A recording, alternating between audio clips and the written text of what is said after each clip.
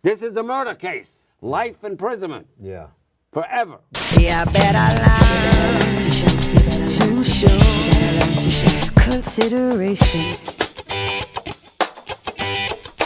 I want to thank you guys for coming. Jeff, I think, doesn't really need an introduction, but we're going to give him one anyway. Wrongfully convicted at 17. They robbed 16 years of your life. You came out at 32. You're 44 now. You got a degree and a half in prison. You were like, what, a semester away or something? Or A year away from the bachelor's degree. Right. You got a criminal justice degree, and you're a year away from being a lawyer, which, Tom, is, we have to say, is quite an overachiever, right? I mean, how many exonerees you know that actually achieved as much as he has? Not that many. And you're 44 now, and you feel like, what, 22, 3, 4? 24. You think at some point you're going to catch up or no?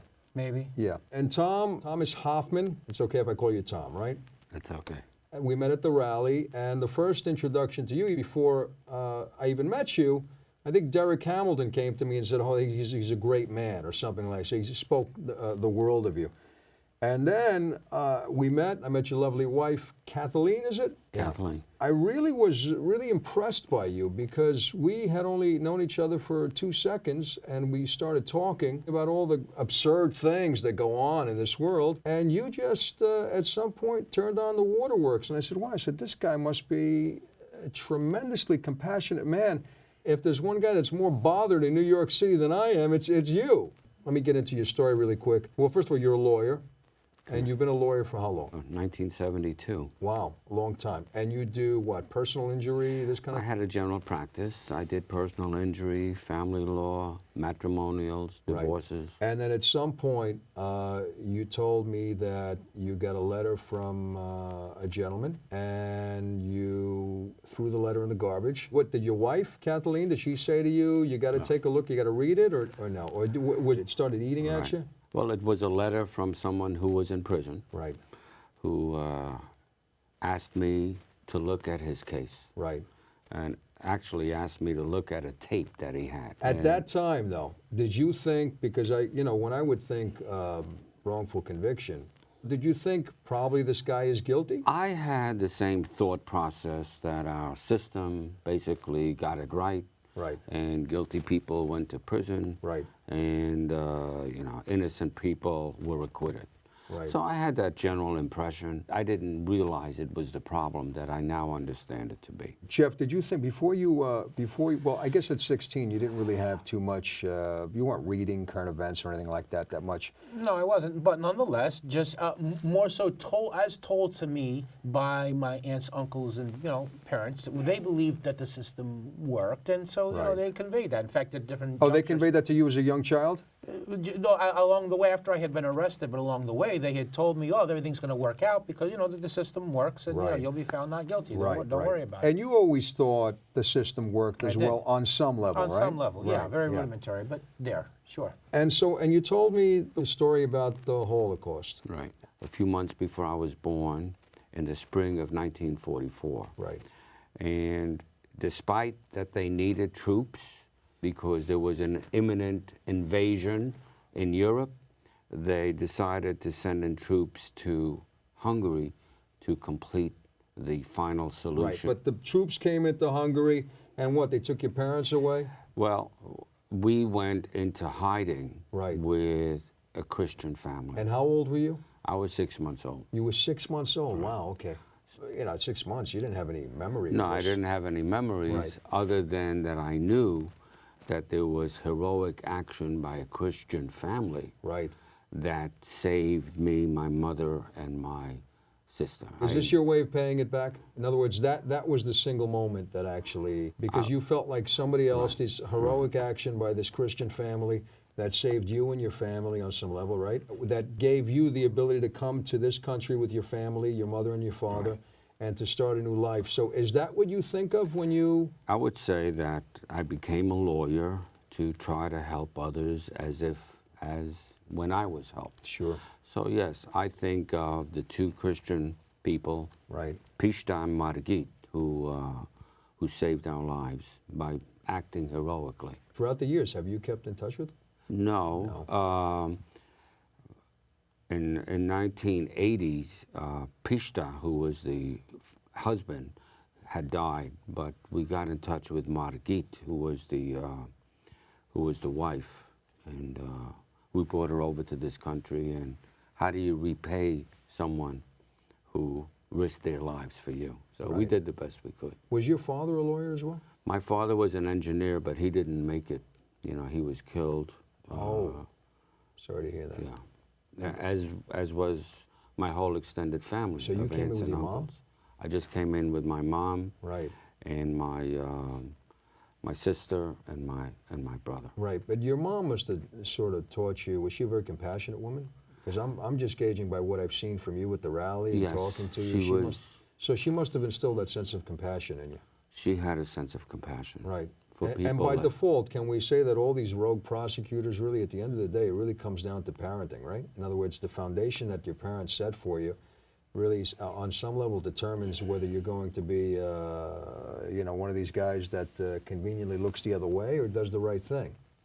I think it's complicated. Maybe it's a societal goal that winning is everything. That's an issue, right? Right? Winning is everything. Well, winning could be everything, but winning at all at any cost, that's the Right. issue, right?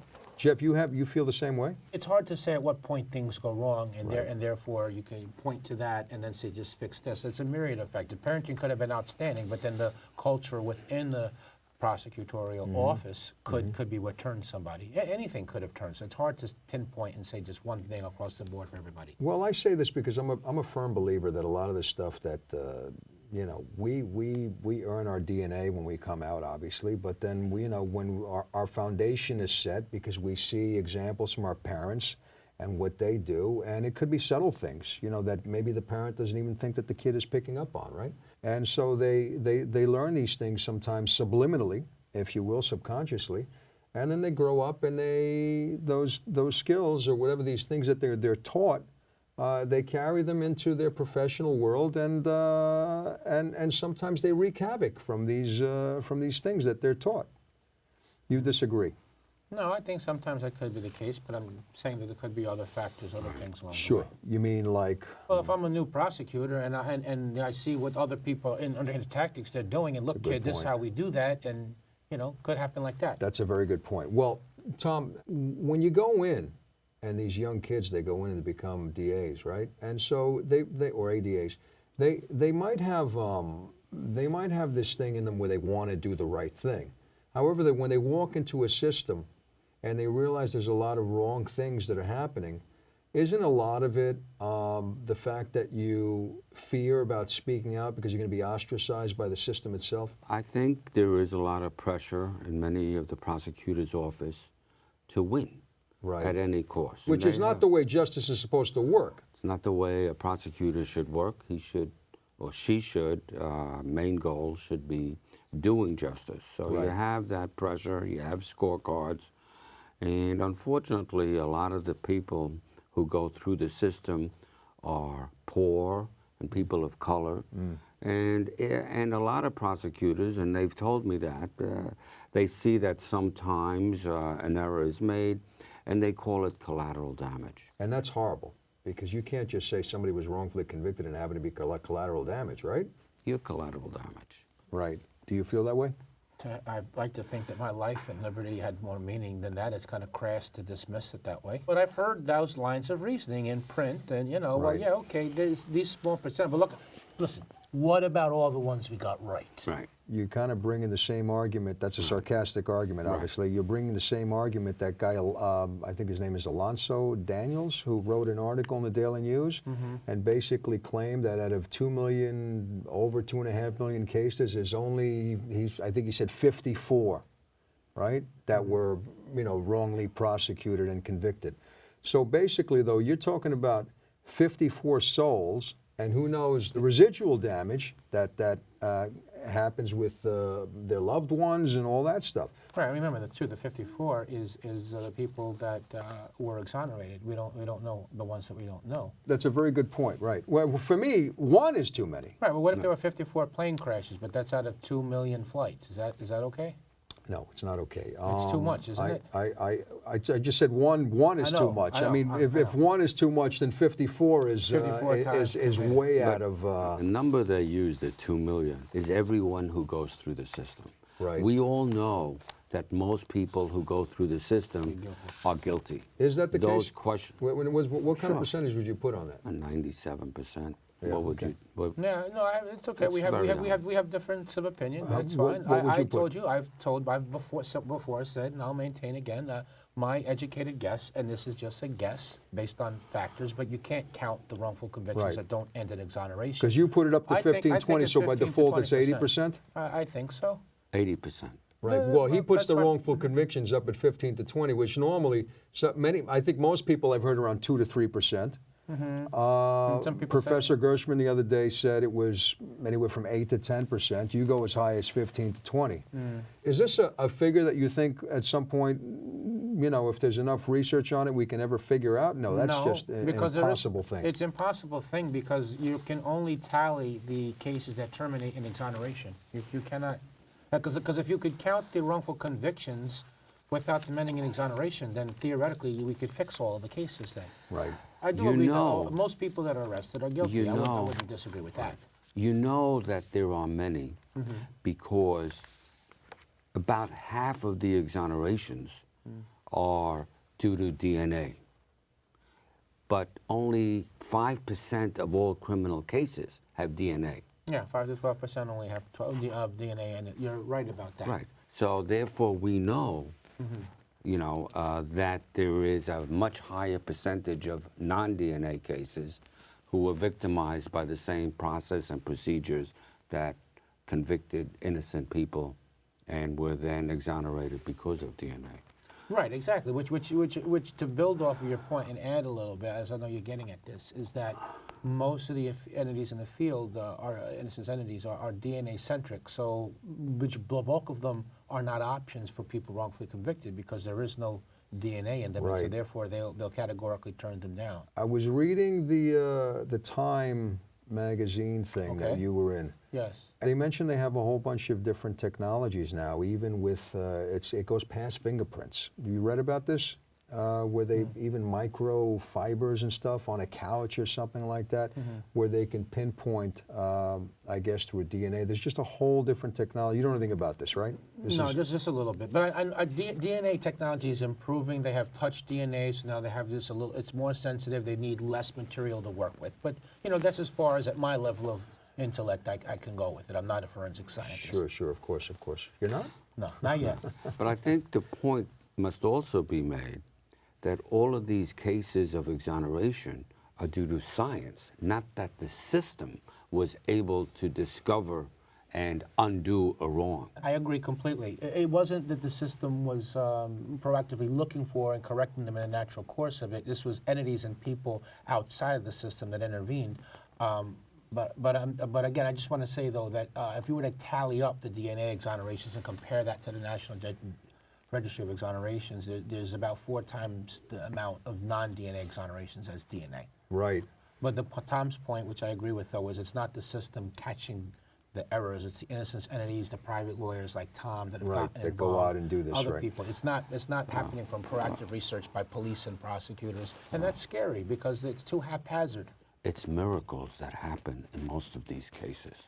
I've Where heard- things get uncovered, which you yourself in your case, I think attribute to your exoneration to many miracles that happen. Yeah, I would agree. I would agree. No, it is the miracle, but without a lawyer to file something, if the miracle comes forward, then there's everyone plays a part. There's a lot of components, but I've the heard of- miracles are bigger. I agree with that. I've heard of situations where lawyers check for DNA. Maybe it happened to you. Oh, we don't have the DNA. And then, I don't know, 6 months, a year and a half later, oh, we have the DNA. Right. Is that corruption? Is that saying somebody behind the scenes, oh, we got to hide the DNA because they might overturn this conviction? That's part of it. I think in other instances, you know, it's sloppy methodology. Like there is no law that mandates, for example, that evidence has to be preserved. There is no standardized evidence preservation law There in should a lot be. of states. Of course there should. There should be. Yeah, and I that mean, should be could- federal, not statewide. Yeah, I agree Right, with that. yeah. Completely should be national. But so Right. part of it's that. So I think it's those two things at play. And what happens, though, in other words, when they mysteriously find the DNA after that, again, there's no repercussions for the people who lost it and mysteriously found it, right? Because there has No. to be some kind of a, in other words, at some point something kicks in, logic kicks in and say, well, what the fuck happened there? Why was it missing? And now all of a sudden it just came up, right? Right. The bill that we just passed, and this is kind of sort of a celebration, if you will, because they just recently passed this bill Yeah, that is S20. basically creates a watchdog for prosecutors, right? Right. S-2412. Yes. Right, and so does that offer in the bill, because you guys know the bill better than I do, obviously, does that offer any kind of, in other words, if DNA is missing and then it just pops up, would the commission have any kind of teeth to actually investigate that and find out what happened? The watchdog group created from the bill could look into whether there was prosecutorial misconduct, but it's not going to go outside of that. If this was something to do on the If DNA is missing- the law enforcement level, like, yeah, but If DNA is missing, is it a Yes. cop thing or a prosecutor thing? could be either. Or an investigator for the DA's office? Yeah, could Right. be. Right, so it could be all three, you're saying? Yeah, Where is it usually stored? yeah. There's evidence warehouses. Each organization, whether it's NYPD or a private investigator or the DA's office, they all have their own warehouse? I don't know the answer to that. Right. Tom? Yeah, I mean, they have different warehouses, and, you know, you had the hurricane that happened a few years ago, Right. which destroyed one of the warehouses where they kept evidence. Really? Okay. They don't take the measures that are required to preserve complete files after a conviction. And even lawyers are not required to keep the files of their clients who've been convicted for a life sentence. Right. So they need to look at that too, where there has to be a protocol as to how this evidence gets preserved. You keep your files? Yeah, I keep my files.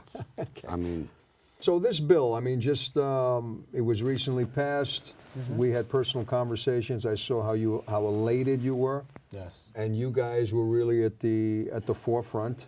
You and Bill Bastick. and Tom and Bill Bastick and Count- Professor Gershman and Alderwoman Tiffany and Garriga. Alderwoman Tiffany, right? Garrigas? Garriga. Garriga, right? Yes. A wonderful woman. Yeah, sure. So Lots of partners and lots of people in the coalition, lots of partners and allies as well that we picked up along the way. I mean, right, The total team effort for sure. and they fought it. They fought Oh, it. sure. They're still fighting it. The They're prosecutors are still fighting Well, it. that's what I wanted They're to threatening discuss to bring a because lawsuit over that, which well, they're going to. This is from the New York Times. I mean, basically, well, they actually called the New York Times actually called it something of an odd duck in the often predictable political fault lines of Albany that they actually got together, the Senate and the House, and they actually voted Senate this thing in. Assembly, Yeah. The Senate and the Assembly, not the House. The 11-member commission can investigate any of the state's 62 district attorneys to determine whether their conduct is unprofessional, unethical, or unlawful. The group would have broad powers to conduct hearings, compel witnesses to testify, and issue subpoenas, and request any records or materials that it deems relevant to an investigation. By the way, this is from the New York Times from Jesse McKinley. over the last decade or so, there have been hundreds of cases that the higher courts have reversed or commented upon that the prosecutor committed misconduct. Right, Right. None of those prosecutors right. have ever been Accountable. disciplined They've never, right. or reprimanded. Right. So if you have a complaint regarding a prosecutor, you had to go to the same prosecutor's office, Right. and a colleague looked at it. So Right. it's not surprising Right. that nothing ever happened. Right, so the watchdog is this- within the club. Right. Was You within have to go to the club. same people that are all within the same club. So now we will have an independent commission statewide that will look at the conduct, and maybe some will be exonerated. I'm sure most will be exonerated. Right. But those who committed misconduct need to be held accountable. The legislature agreed to amend the bill to address Governor Cuomo's concerns about its constitutionality, right? So this thing has been signed into law, right? So that was an agreement between Cuomo and the legislature. Can they actually, when it gets signed into law, you know, as a layman's perspective, I just thought, well, it's law already. Can these guys now in the legislature just say, hey, look, you know, we want to keep it the way it is, or was it a private agreement? No, it's signed under a contingency. Oh, I see. So they signed that into. So basically, Cuomo says you have to sign off on the fact that you're going to make these changes, and I'll sign this now. Yeah. Is that pretty much what goes on? I'm signing it now in lieu of the promise that these changes are going to be made. I see. I got you. And that's all written down on paper, right? I'm sure it is. Right. Well, that's why I'm asking. Sure. Again, the opposition, it has drawn a consistent and vociferous rebuke from the state's district attorneys who plan to sue to block it. That's a long shot, right? I mean, even Professor Gershman said, come on, that's silly. I mean, that's going to be nearly impossible to do, right? Right. Well, right. And when he made that comment, what he meant is that he doubted that a court would spend any time on it, knowing that there's going to be amendments to the bill made in January, so the suit would not be timely. Right. He'd be litigating over something that's going to change. Right. Now, when the changes are done, if they want to proceed with their lawsuit, they can at that point, and then they'll be fighting back and forth to dismiss the suit, keep going with the suit, try to, you know, it'll be litigated, you know, it'll be litigated at that point. Well, according to P. David Soares, who I guess is the head of the AD, the District Attorneys Association. Yeah, who's also the Albany DA, by the way. You know, they're not really arguing the constitutionality of the bill, are they? Because well, they are as a means to an end. They don't want the bill, period. So whatever arguments that they can advance to end up into the result that there is no commission, that's what they're doing. So the Constitution, if we fixed all all the perceived constitutional defects were changed, they would not withdraw their objection. They don't want a commission, period, no matter what. What's unfortunate is Right, but you agree with that. They don't want the it, commission. period, no matter what. Well, there are some prosecutors who understand that it's in everybody's interest to have the bad apples looked at and disciplined, Right, but and they're that not would vocalizing reduce. that. But the association in right. general, they're opposed The to the bill association- categorically. let me play devil's advocate real quick, okay? Yeah, go ahead, Pete, thank you. Let it rip. Pete David Soares says, this flawed and unconstitutional bill will unnecessarily and detrimentally interfere with the fundamental duties of our prosecutors and not bring about any meaningful oversight. Okay, so let me take that. Now, real quick though, because that's, again, from a layman's perspective, that's kind of vague for me. In other words, you have to determine how that all plays out, right? You have a judicial commission, which was created back in the 70s. Right. Where judges' Right. conduct Yes. are then brought before the commission. And that's worked well. And that's because worked there's been well. hundreds, if not thousands, of Right, judges right. that have been thrown out. Not only has it worked well, but it's reduced the number of misconduct allegations because the judges know that they have to be careful and someone will be monitoring. Right. The question is that prosecutors have a higher propensity to actually commit corruption than judges. Is that correct? I don't know if it's a higher propensity. I'll say it's true because the judge... The judge doesn't have any teeth, really. He just sits there in a courtroom? He sits there and he rules. He does his conviction. How many people convicted or Right. acquitted in his He's courtroom? not part of the case. He's not getting a promotion depending on how cases come. Right. You know, and so the same dynamics, the bosses, the promotions, the money, that's not the He's case. a neutral observer. Yes. Just watching everything lay out. But all the stuff that happens behind the scenes, that's really what the prosecutor does. What they're saying is that some of their discretionary Tom, real quick, decisions- you understand what I'm saying? In other words, you mentioned the whole thing that we can censure or remove judges based on this, what do you Right. call it again? The Commission on Judicial Conduct. Right. It's easier to do that with judges, and it's not so easy to do it with prosecutors? No, I would say it's as easy. We're talking about conduct which is obviously wrong. So if a prosecutor, let's say, lies to a judge or lies to the other lawyer, commits perjury, that's a wrong. That needs to be held accountable. Right. But the biggest problem is if the prosecutor withholds evidence from the defendant, such as in cases that I have, where someone else confesses to the crime. Right. Right? You have to turn that over That's not a discretionary decision. That's a requirement under the law. Right. So what they're trying to do is make it a little hazy that they're going to have to make some sort of a decision, and every defendant who is unhappy with being found guilty is going to go to the commission. That's hogwash. First of all, the commission can get rid of frivolous complaints as they do with the Judicial Commission, where they get rid of 80% of what's filed by just reading the complaint. Right. Not all complaints go through a full due investigation. process or full investigation. Well, according to the concerns of Governor Cuomo, he cited a series of constitutional problems, including an expansion of the powers of the judiciary and a perceived violation of the separation of powers doctrine. The governor also expressed concerns about potential abuse of the commission, which could happen, right? In other words, it's not impossible, right? Could happen, right? Well, but it's like you said, And the thing is, I kind of look at it. I kind of look at the potential abuses from the commission because. Well, people are sometimes falsely accused of rape. You want to remove rape from the books as being a crime? Yeah, and again, for the record, I'm not against this commission. Let's just establish that right away. I'm not against the commission. No, but you understand my point, though. I'm just playing both sides. No, I know, but you understand what I'm saying? What I'm saying is that this is a silly argument by source. Talking about Well, this is from abused. Cuomo. All right, well, You know, Cuomo this right is- there. Right, right. but what I'm saying is that that's not I don't think that that's a good You don't want argument. to say Cuomo signed it. Don't say anything bad about him. Yeah, but I mean, listen, free exchange of ideas, too. Sure. Well, again, the governor also expressed concerns about potential abuse of the commission by anyone intent on disrupting a criminal case. Now, again, I'm looking at it from a layman's perspective. Is that possible? Could the commission It's say, impossible. "Hey, we don't"? It's impossible. It's right? impossible. And the He'll bill explain. was the bill was also tweaked Right. that a prosecutor's office, they could request the commission table any investigation because a case is ongoing. Right. That was an amendment already made to the bill to specifically address that concern. Well, they also say here, though, that it could happen by forcing public disclosure of a prosecutor's files to the commission, even during active investigations. Well, No. that's exactly why the amendment that came into play that there will be no investigation while the prosecution is ongoing. But Right. you know, that's distracting from the problem. There's been hundreds of cases where a judge found misconduct and not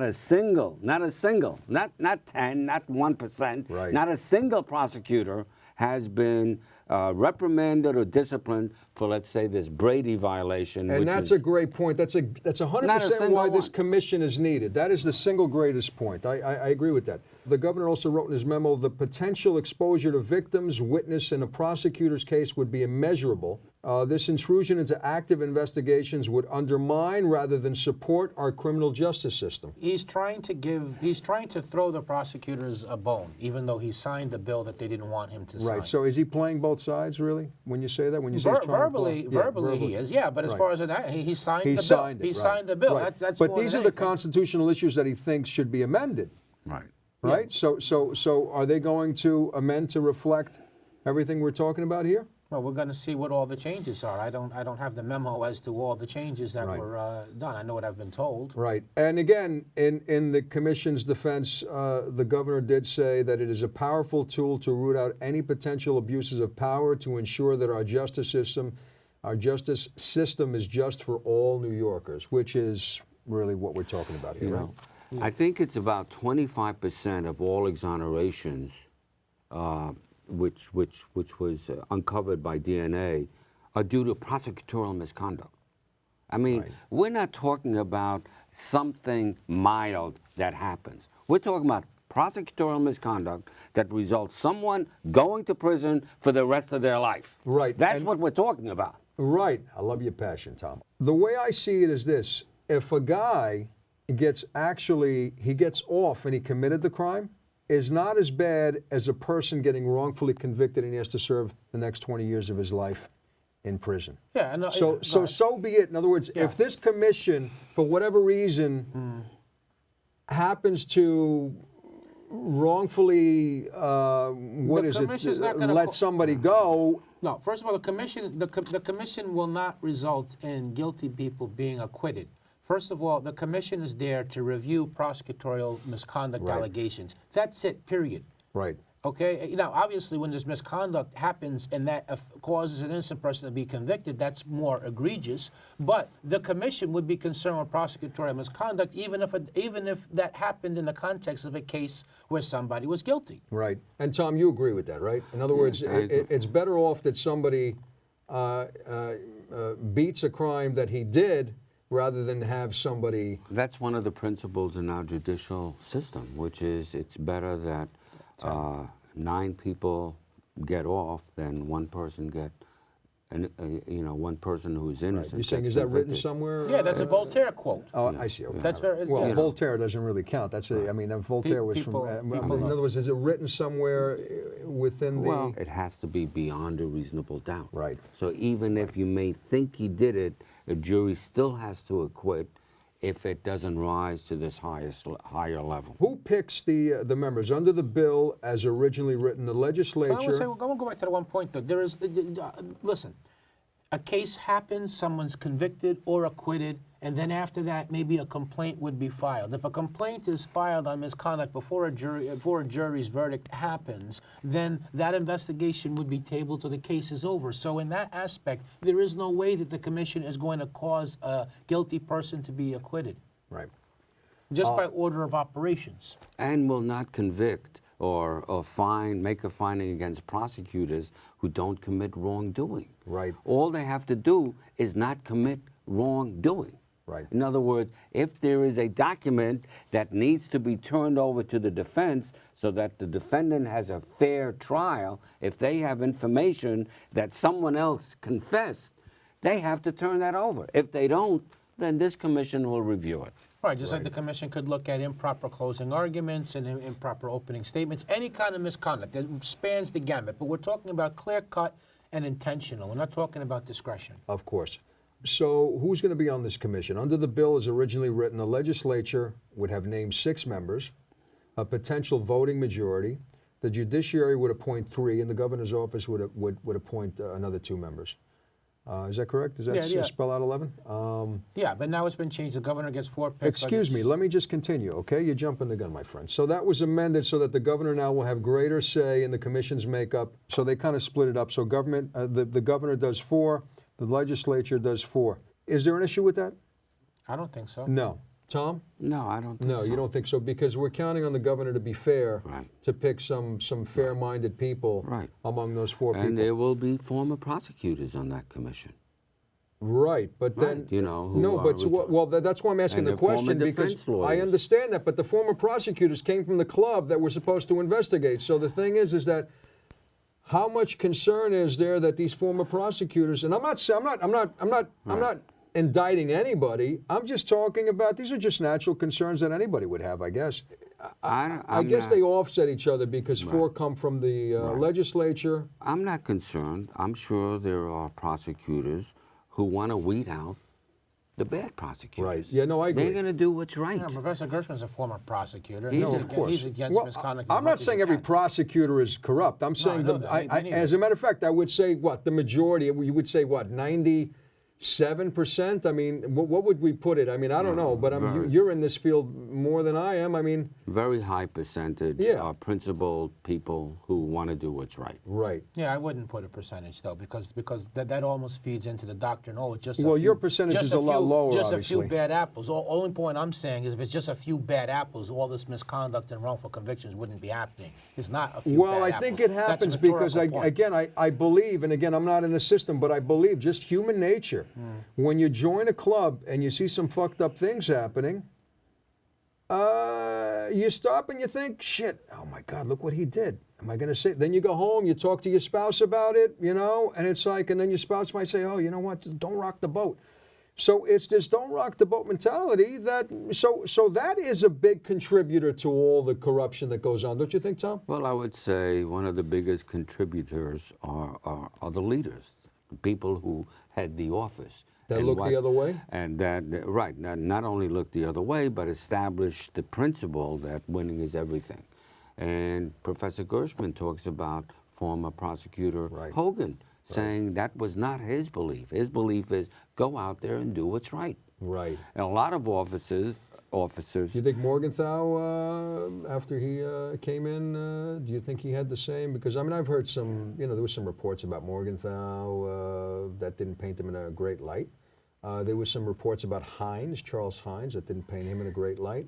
So if the light that's not painted so well comes from the very top, Well, what are that's the problem. chances of fixing Well, it? that's a problem because the prosecutors, they want to have a very high winning percentage. So when they go for re-election, they could say, "I convict 98% of the people." Right.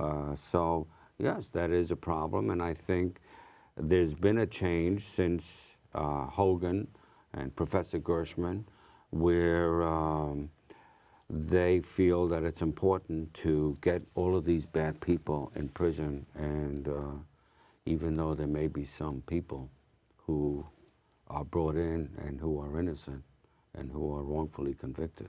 This argument's been made. Would it be better if the DA wasn't voted in by the public and they were maybe nominated by a body? Because they don't have to worry about campaigning, and there's a lot of politics got to go on with that. Money, the PBA donates money to the DA, and then they have to cater to the it's the PBA, right? No, not the what's the Police Benevolent Association. No, well, what's the organization for cops in general? Is Yeah, it the- PBA is the the PBA. right? Yeah, okay. Yeah.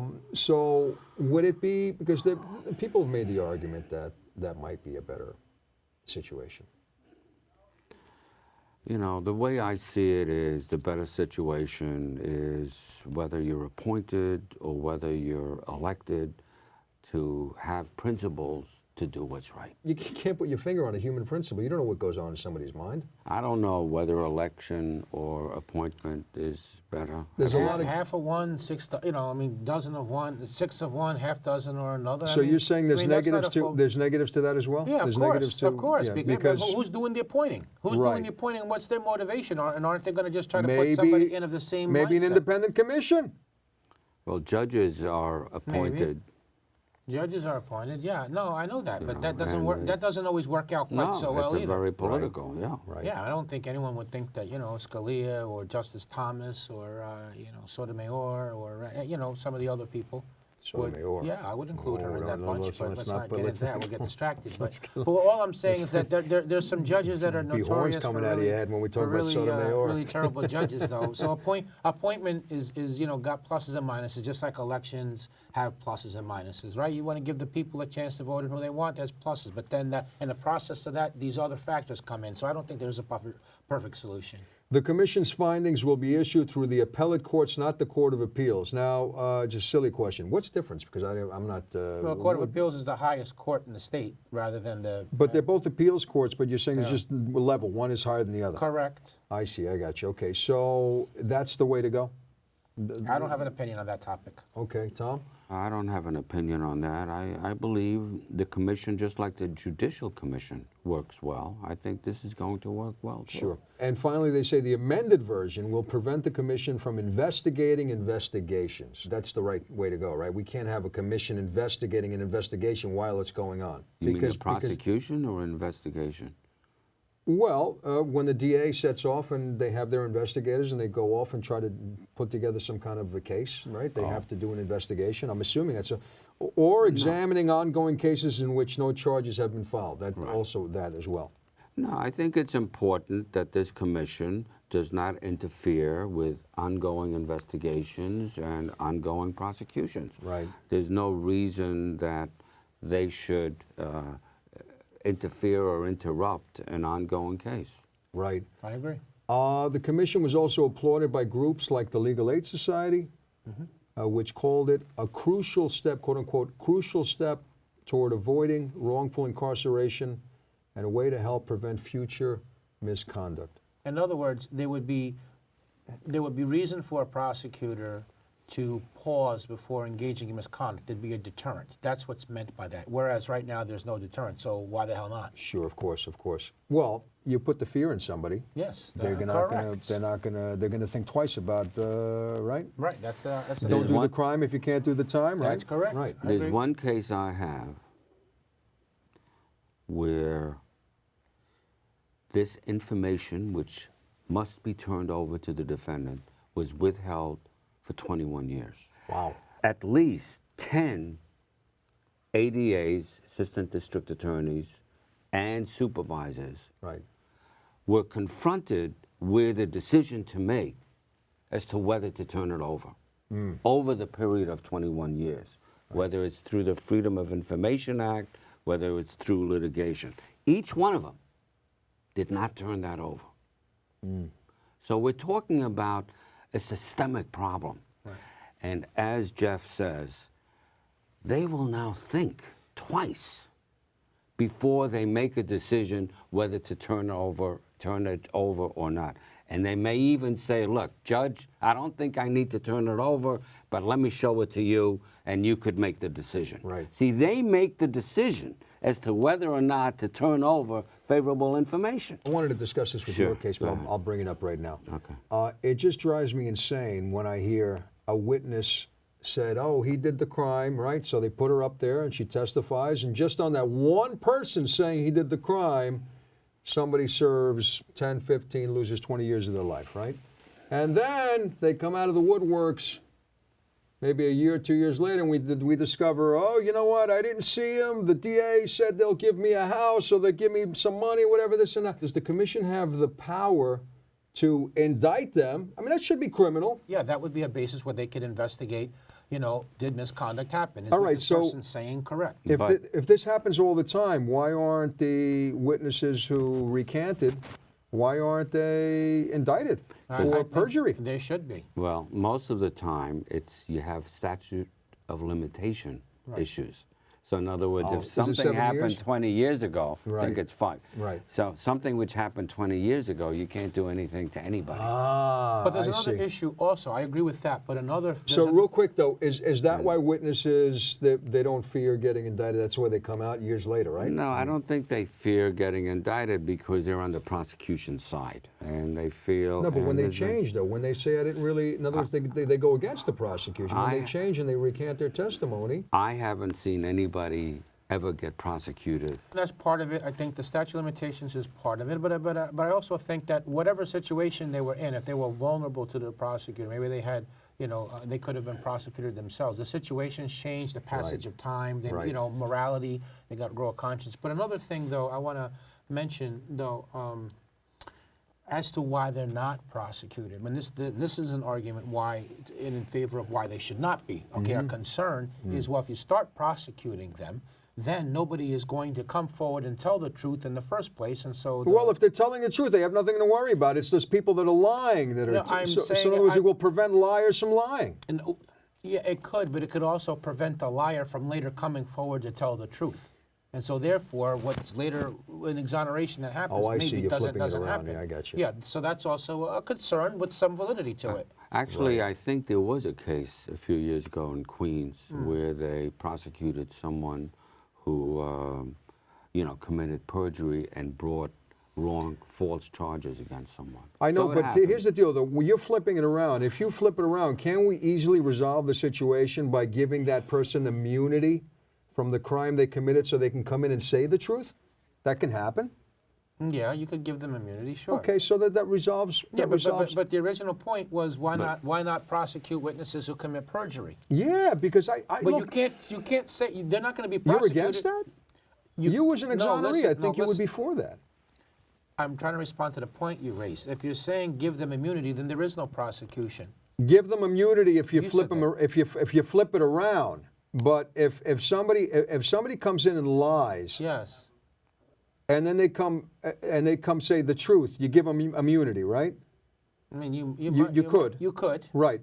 And what's your argument against it? My argument against it's not even my argument. I'm echoing a concern from the defense community and Sure. some people in the innocence movement. Okay, they're saying the concern when it comes to that is defense lawyers and people who exonerate the wrongfully convicted. They're concerned that if witnesses are prosecuted for perjury, who commit perjury, someone's wrongfully convicted, then later they fess up. Look, I lied.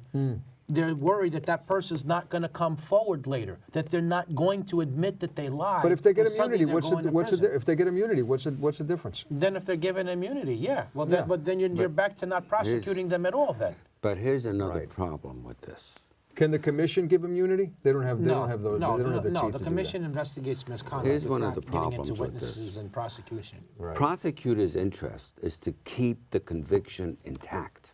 Right. If someone recants, they attack that recanting witness.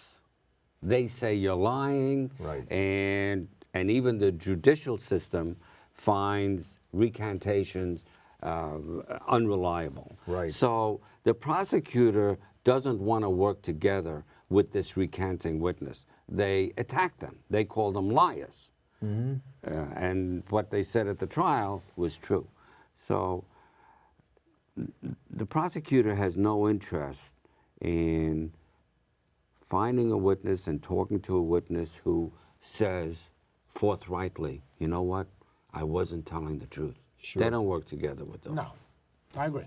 And in defense of, Mr. Soares does admit that his fellow district attorneys were not opposed to oversight and supported additional funding for existing grievance committees overseen by the state's judicial branch that monitor all lawyers involved in the criminal justice system in New York State. That's throwing good money after bad, number one. Yeah. Number two, the grievance system does not work as is. Okay. Right. So that's why that doesn't. And- And plus, they're not equipped. First of all, they don't have the expertise. Basically, they don't have all the- subpoena power. They're not independent. They're Right. there to really. They can oversee defense lawyers, non-prosecutors. They're not equipped to deal with. Right. And the biggest thing is all the shenanigans that have happened, nobody's been held accountable. Exactly. Right. That's what I mean when I say throwing good money after bad. And Sure. complaints have been lodged with the grievance committee.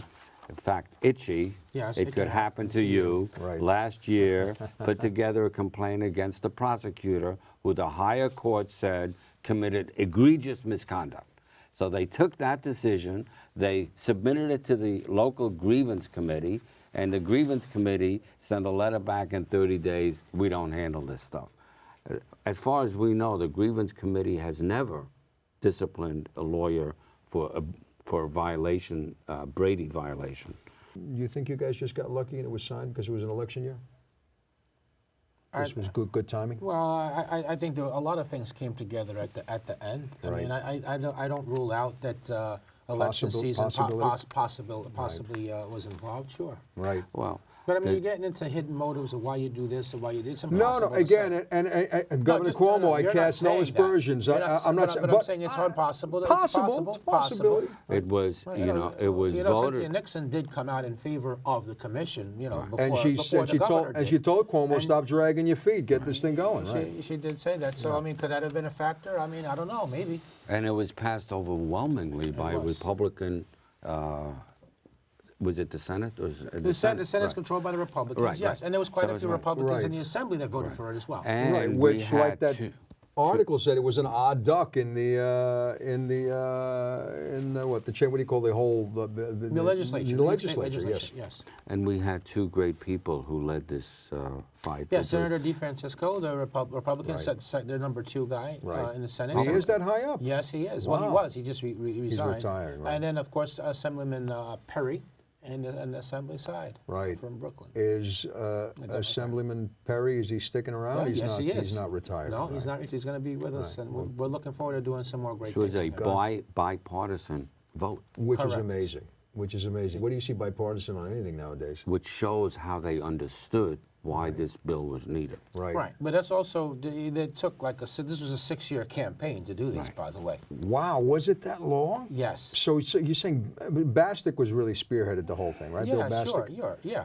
With plenty And of so help. he said one day, he said, I'm going to do this. And then he sort of started piecing together this coalition. Yes. He called you, and you guys got together. and and Steve this thing Dow. started 6 years ago. Yes. You were part of the journey from the very beginning, right? One of the very early people, not the earliest, but one of the earliest people. Sure, yeah, I was sure. around early stages in year 1. You must have hit a lot of dead ends in the beginning, right? Yeah, sure, of course. We were driving to Albany, which is not, it's like 2.5 hours. We were going there. We were walking the halls, as they put it, going to lots of meetings. We were doing speaking engagements. We did media interviews. We had to educate the public. We kept building the coalition. We kept getting memos of support from organizations. Right. Alderwoman Garriga got the city of Hudson. to pass resolution, calling on the legislature to pass it. She helped 4 other places. Was she the conduit between Perry and DeFrancisco? No, she was the she was the spearheader in getting her region. in getting the resolution from Hudson and getting the 4 other resolutions. That was the huge role that she played. Just like Steve Downs, the lawyer who was involved in the original commission on judicial conduct, we got him to write the bill and then modify. Just like Professor Gershman helped us on his expertise on prosecutorial misconduct. And so lots of people came together. You mentioned, what's the lawyer's name again? Who wrote the bill? Steve Downs. He was on the.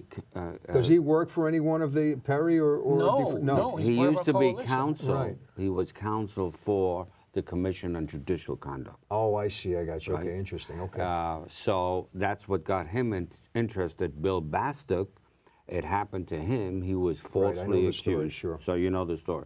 Yeah. So basically, I think those two really started it, and then they got help from a lot of different people. Part of the coalition that Bastick put together wasn't just individuals, but he also got lots of organizations to buy in, and the organizations would send one member representing them to go to the meetings every couple of months and to participate in the monthly phone calls and everything like that. So that was a big part of it. And the whole thing was upstate and downstate. It was statewide. Right. And we need to add the New York State Defenders Association. Right, They which were were big. which Automatically, you think Perry and DeFrancisco, they have their names on it. They were the ones that sat and drafted it, but it was drafted by a lawyer that was independent. And so when you drafted the bill up, were they the ones that were passionate about it? they were passionate about it. Because there's a whole bunch of legislators. Why them? Yeah, I know that for DeFran, we were talking originally. It can happen to you. We were pushing 2 bills, right? The commission, but also discovery reform. And Senator DeFrancisco told us in a meeting. I was there, and he said, "Look, I agree with the discovery reform. However, just like prosecutors flout the current discovery rules and Brady, you're going to get the same thing here. Why don't you go forward with the commission first? Then you have an enforcement vehicle." That's when we were surprised. Well, this other one might have greater legs. We thought the commission was going to be a heavier lift politically than discovery. Right. But so you were going in kind of, mild, and this guy says, let's kick it up a couple notches. Yeah, exactly. God bless him. Okay. It was an example that there are many people in different walks of life, politicians, who want to do what's right. We did. This was the right thing to do. Well, I want to share something else. We did lots of op-eds. We got media publicity. We held events in Albany. We used to make sure that they used to see us. I mean, there was a lot that went into this. We did marches in the street with what can happen to you, the banners, Puerto Rican Day Parade. It was big. It was a lot of stuff. Jeff, you think money went into this too, and stuff isn't free either. Do you think that there would be more movement in the innocence movement as a whole if there were more exonerees that actually kicked it into gear and work as hard as you? Because not every exoneree. I mean, we discussed Selwyn Dace wants to open up, laundromat. Do you think that it would put more fuel into the movement? Yes. Right. And is it fair to say that you think that not everybody really pulls their fair share? Yeah, that's true, though. Yes. Yeah, in it's other true. words, Yes. I know you don't want to. Everybody is You're not slamming on anybody individually, but everybody is not all in 100% at all times, making this the center point of their life. Right. It's not. Many people are just walking other walks of life. I understand the mindset, and I've mentioned this on past shows.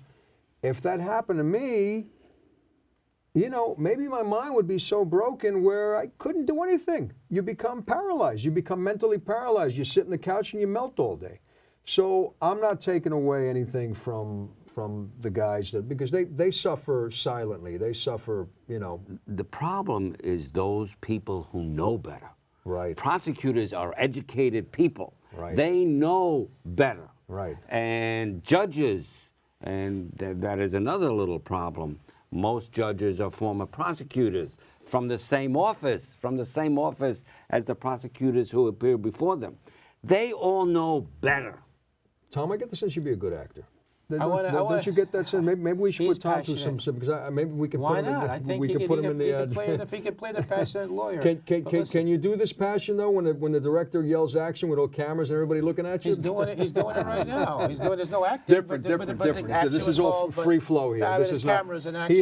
He has to stand in this spot, and it's a whole different I know, thing. but I want to share one other thing. I agree with Tom's point, but another angle I want to bring in. Bipartisanship, going issue by issue, the right and wrong of something, that shouldn't be this big rare thing. They also know better. It shouldn't have taken 6 years to do this. Agreed. And there was a lot of politics, and the reason it didn't get done is because of the district attorney's Yeah. statewide organization, Very powerful. which in the previous 5 years went up and to Albany and said, please don't pass this bill, Right. when we thought we had it. Yeah, the last 3 years we thought this was going to happen. We got all the way to the altar, and Jesus then Christ. the bride didn't show up. We thought we were Boy, getting oh, boy. married. Wow, that's crazy. So basically, you were just on the edge there, thinking we're going to jump in the pool any moment now, and it just Yes. kept on. So basically, kept on getting snatched. Tom, It's 2 years almost ago. like you sit down at a table and here's dinner, and then they pull it away, and they bring it back, and they pull it away. Tom, 2 years ago, we were told, come to the legislature, we're passing the bill. Right. And we went up there, and they didn't pass the bill, but we were told, don't go home, stay up here. Right? And none of us have any clothes or anything. Stay up here, don't go home, Right. come back tomorrow, we're passing the bill. Wow. And the second day, they told And us. you were there a for third that too? You time, were yes. together? And they told us a third day, don't go home, we're doing this tomorrow. Wow. And it didn't happen. And then eventually, what? It just became this over the course of 6 years. What changed from then to now is we got resolutions from the other from the municipalities. Yonkers. And we got one from Yonkers, Hudson, Syracuse, Rochester, Albany, Rensselaer. But another thing too is building the coalition more. We got accumulated more memos of support. The Peekskill NAACP was big. Restorative Justice International came in. Innocence Project came in. Wow. So we got a lot of help too at the end. It's an amazing accomplishment. I agree. It's the first one In the country. which was in the country, Yes. and I am sure it will be replicated. And the purpose How of long do you think the- it's going to take till other states follow? Possible to say. I know that you know. You think they will, though? we- they eventually, because this is the right thing we to do. want to take the commission to other states, and other, the Innocence Project is interested in taking the commission to other states. Lots of other advocates have been talking to us out of state who want us to bring. Lots of citizens or have posted comments and sent emails, bring the commission to our state. And then historically, when New York passes something, often other states follow. So we're hoping that that's going to happen. So you're saying the journey is going to continue? You're saying the coalition of 1000%. people that you guys have, you're going to go this from is not a state to one state? issue. We want to go from state to State to state. state. But in addition to that, we want Wouldn't to it be get. easier just to go to federal? Yeah, in a way it might, but I mean, it's not entirely clear to me that you could just go federal and then pass a law that would be binding on each state, though I don't know that that could work like that. Well, I mean, I guess, Tom, you know better, but I mean, federal is supposed to supersede everything, right? I mean, But this is a measure law. pertaining to state law, though. Right. Yeah, not state actors. So you when know, it comes to the Constitution more so, is that what we're talking more about? so to the Constitution. And the not- other thing too is Itchy is planning. We're going to work on discovery. We're going to pick that back up again. And listen, we're built to stay. Okay, we're going to continue to try to get as many reforms passed in New York designed to prevent wrongful conviction and false accusations. And We're not have gonna you stop. seen this thing, even after the bill is passed, because you're still working now from state by, going to other states, have you seen this coalition day by day get bigger and bigger and bigger? Well, I mean, Everybody's kind of chilling out, enjoying the No. victory right now? No, there's a lot of strategizing and planning and mixing that in with a little bit of decompression. Right. But I think, we're going to keep working for but sure. I think we're Good word. also surprised by the Yes. responses. I mean, it was explosive. Yes. The different responses from all across the country congratulating Yes. us. Tom, when you first really heard, heartening. you were with your wife at home, did you cry like a little baby? You know, I mean, you didn't must have been expect- elated. I mean, I could see you're an emotional guy, you're compassionate. Were you really, Yes. you must have hit a chord. I didn't expect And by it the way, to you want to happen. cry on this show, ratings go through the roof. I didn't expect it. Did you expect it to happen this year? No. Well, I you did- told me 60-40. We had private conversations. But- You said 60-40 it'll pass, right? But Is yeah, that what you put it at? Okay, Is listen. that fair to say? It's fair to say that, Right. but I want to reconcile that with what I started to say before you said that, in the sense that the Senate passed it out of left field. Right. It reached. Unexpected. We didn't expect it. In fact, it started to look like it wasn't going to pass this year, and suddenly, out of nowhere, the Senate passed it. Right. Then we started thinking we got a good shot to win. But then when the AG memo citing constitutional concerns came out, then for a while it looked like it wasn't going to happen. The roller coaster was big. Right. This commission will save lives. I agree. We don't know how many. I agree. But lives will be saved. I agree. And you know what? That is the single most important thing here. I wanted to go into your case with Kareem Bellamy. I picked up something from the Harvard Law Bulletin. They did a piece on you guys back in 2015. Right. You got that one letter from Bellamy, but how many letters did you get prior to that? Was that the first letter? That was the first letter. That was the very first letter. Afterwards. So Tom got the first letter, and he acted on the first letter. But God you bless know, you. say after that though, after that, he's But got after more, that, more I got a letters he few can more handle. letters than. Why? Because did Bellamy say, "Hey, he's taking on my case," and No, everybody came in? just the publicity that surrounded that, and now he's sudden. Tom now became an option for all the other inmates in their mind. Right. Another place And to try. rightfully so. Another What were you place to expecting? try. Did you know this going into it that you're going to get more No. letters? You didn't. No, I had no idea what was going to happen. I see. Okay. And yeah, it didn't happen right away though, because then you got some press on it, blah blah blah, and then later on, Right. And so you got the letter. You kind of opened it up. You said, "What is this horse shit?" You threw it in the garbage, and then did your wife, she had something to do with that, right? She told me to throw it in the garbage. Oh, she and told- keep it there Sell the wrong end of it. because she was smart. She How knew. dare you, Kathleen? She knew That. what it would take Right. to win. And by the way, in these your cases. wife's defense, I might have told you the same thing. I mean, before I learned about this world, in other words, she's totally right on some level. It's justified on some level, right? I remember after I got Mr. Bellamy's letter and I decided to take on the case. Right. Should I call him? I feel bad. I say Bellamy. You say Mr. Bellamy. Should I call him Mr. Bellamy? No, you can call him I'm Kareem. sorry, sir, Mr. Bellamy. Yes, go ahead. I called an attorney in Long Island Right. who I had known had done one of these cases. Right. And I said, look, the procedure we call it is a 440. That's the Legally It's a number that I have Legally heard. Yes. strong. Yeah. So I said, look, I'm doing a 440. Before I finished the sentence, the person couldn't stop laughing Wow.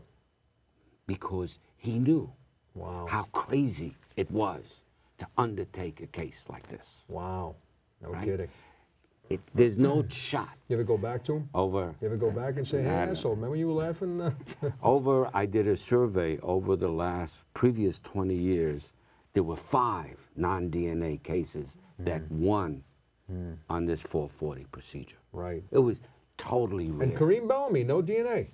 And there was no DNA. No DNA. There was And no so DNA. so you going into it, what's in your brain? What's going on? When you hear this guy laughing, do you walk away and say, "Oh, maybe he's laughing for a good reason"? Right. Well, exonerations, as Jeff knows, is a spiritual process. Wow. And- That's an interesting term you put to it, yeah. And it's amazing how many people you meet and encounter. Right. And one of the things I did, I knew that this was something an individual could not handle. Right. So I wrote my own letters to 50 law firms, the largest law firms. That's what I was gonna Right, get right. to. That's what I was got gonna a get New York Law Journal, says the top 50 law firms. So I wrote a letter to each one of them. Right. And you said to me, out of the 50, there was only one, There was one. that came to the table. That came and Now, said, real quick, the question is, what does that say about human behavior? And is it fair to say that the 49 other law firms, they say, you know what, we're not going to waste time or money on this because it's a lost cause, just like the other guy was laughing, right? a lot of the large law firms have very good pro bono departments. Right. This was Skadden Arps that No, that it came was to the table, right? Cravat, Swain Moore. Oh, okay, all right, good. Cravat.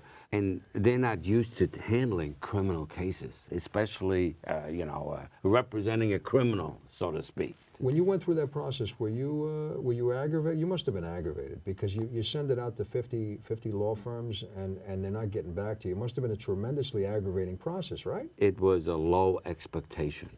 But Right. you could imagine when I finally got this call from Darren McAtee, Right. and I think I mentioned it, it was a couple of days before Christmas, and my wife was working with me, and we had a little conference room, and she said, Darren McAtee from Cravat Swain Moore is calling. It's still emotional, Wow. because I knew what that meant. So I got rid of the tears. Me and my wife You can danced keep on around crying, by the way. No, it's all good. danced around the conference table, and then as calmly as possible, I picked up the phone and said, "May I help you?" And Mr. McAtee said, "I'm not promising anything. I'm not promising, but I will take a look at the case." Right. And by the way, Tom, when I goof on you about the tears, That's okay. I'm not slamming you. No, I know. I love your tears. I say this because I'm very compassionate towards you and thank your you. plight, what you went through with Bellamy, and I see the moment I met you, I see a wonderful human being in front of me. I got the sense immediately. And this was a firm that spent over $5 million in time, Right. half yeah. $1 million in out of pocket. Right. For the appeal, they sent the #1 lawyer in the country, appellate lawyer, Ivan Chesler, who got up, and I'll say this, I said it was a spiritual journey. So this Ivan Chesler, who is the top appellate lawyer in the country, I mean, dozens of Supreme Court cases and circuit court cases, and he gets up and he says, and everybody knew who he was, and says, "My name is Evan Chesler. This is another emotional moment. I represent Kareem Bellamy." A schnook from Far Rockaway. And when I say schnook, Right. you know, You put it in quotes. Yes. only in America, I believe, would something like that happen. You know, I want to comment on this Court TV video of Right. the moment he got convicted. Now, Right. again, from my perspective, when you watch that, You like saw if I yes, I did. Oh, good. Yes, I did. Watching Jeff's reaction when he got indicted, I'd say, oh, maybe the guy's guilty. But when you watch Kareem Bellamy, you're like, it throws a red flag right in your psyche. It's like, wow, why is this guy reacting like that? Does he know something that we don't know? Guilty.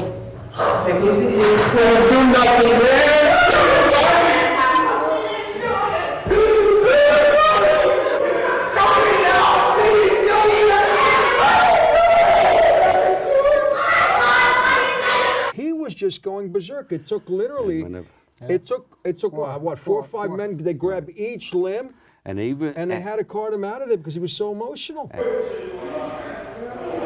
And every time a juror, they had to answer, whether or not they said guilty or not guilty. And every time they said guilty, he shouted, "I didn't do it." 12 Right. times, "I didn't do it. I Right. didn't do it."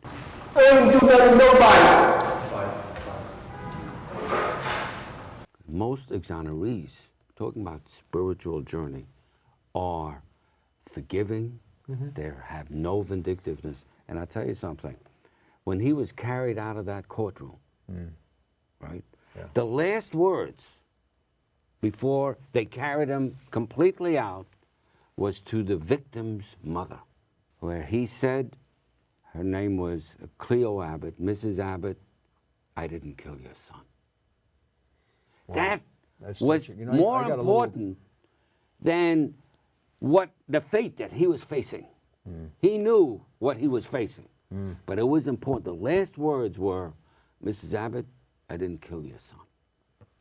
So this is why it's like the mafia. Once you're in, you can't get out of this business. Because of the emotional outburst when he got convicted, the ironic part is that videotape, when was this McAtee or something? Right. It said in print Right. that when his wife saw it, Right.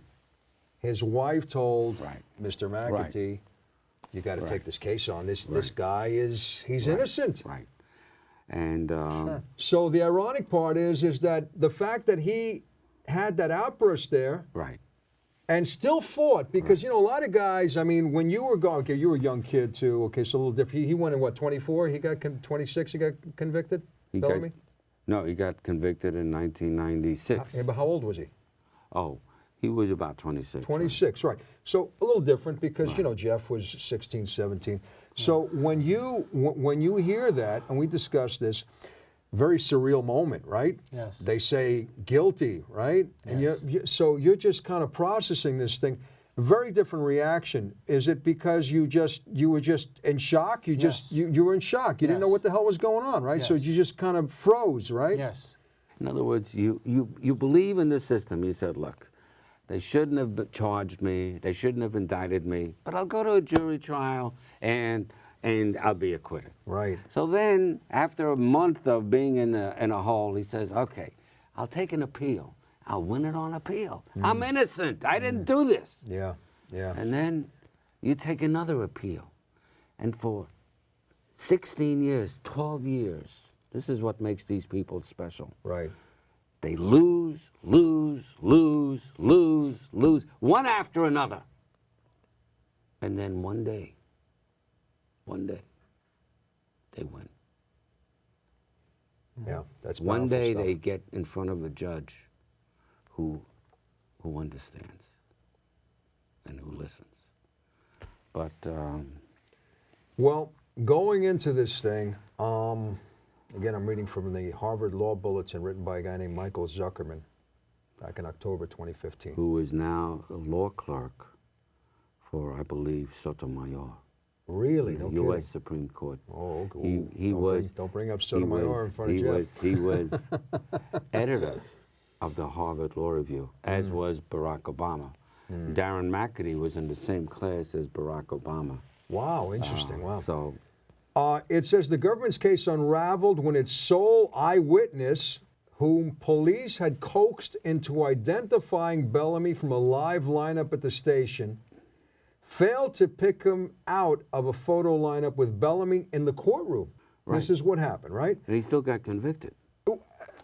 That's what I read this line, and still then I got hear you convicted. say he still got He convicted. still got convicted. And I say, what fucking justice system do we have? Because that to me is just like right there You is have there's something wrong. the justice system is the prosecutor gets up wearing the mantle of, the people of the state of New York, and somehow convinces jurors. Right, but granted though, but it also says here, and again, you weren't his lawyer at the time, so I'm not slamming you, but his lawyer didn't capitalize on the government's fecklessness and the jury convicted. So his lawyer, Selwyn Days, I don't know if you know Selwyn Days, another exoneree. Yes, I know. He Mr. told Davis. me that his legal aid or legal defense or whatever lawyer, he was defending him as if he's a guilty man. So let me ask you. Is this the case with Bellamy? Was his legal aid lawyer defending him as if he was a guilty man? I'm going to ask you a question. Oh, boy. Because Okay. I think you claim you're bright.